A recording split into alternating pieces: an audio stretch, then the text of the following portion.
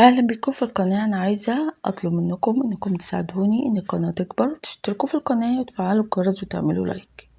النهاردة هتكلم عن المصابين الفلسطينيين اللي جم مصر عشان يتعالجوا وقاعدين دلوقتي في مستشفيات مصرية. هتكلم ان الاطباء المصريين اتكلموا ولقوا حاجات غريبة في اجسام المصابين الفلسطينيين. لقوا اصابات غريبة ومعقدة، لقوا في كسور وحروق في نفس الوقت، في يعني كذا إصابة، مش إصابة واحدة. لقوا فقدان وعي وفقدان ذاكرة وفي اضطراب في إعجاز عصبي، ولقوا كمان الأسلحة اللي هي بتستخدمها إسرائيل تخترق الجسم المصاب، بيحدث له انفجار في داخل الجسم وبيحصل حروق وتؤدي إلى إذابة الجلد.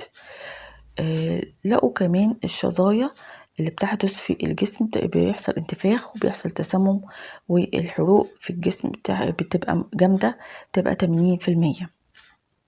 فاكتشفوا ان الأسلحة اللي بتعمل المشاكل دي كلها بتبقى أسلحة محرمة دوليا، أسلحة مدمرة للجسم الإنسان وممنوع أصلا إنها تستخدم. إسرائيل بتستعملها عادي ومحدش بيتكلم، بتستعملها كل يوم بقالها شهر دلوقتي على شعب غزة. الوفيات لغاية دلوقتي 10,500 والإصابة 27,000، وفي ناس كمان لسه تحت الأنقاض، بيقولوا 2,500 مش عارفين يطلعوهم عشان مفيش إمكانيات. فالأسلحة المحرمة دوليا دي أمريكا ساكتة عليها، ما بتتكلمش، ما بتقولش فين حقوق إنسان والقوانين الدولية، سايباهم براحتهم خالص.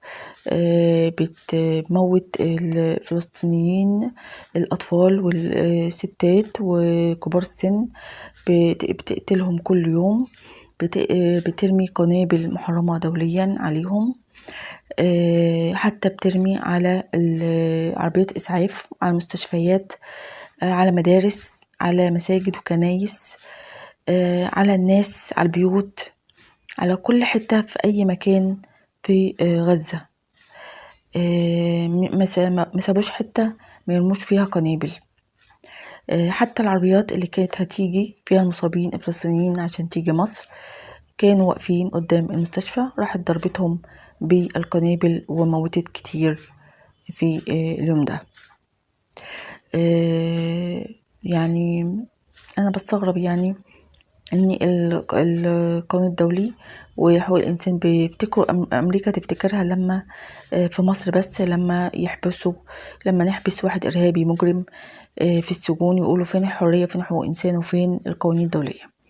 اما اسرائيل اللي بتعمله ده ما يفتكروش اي حاجة.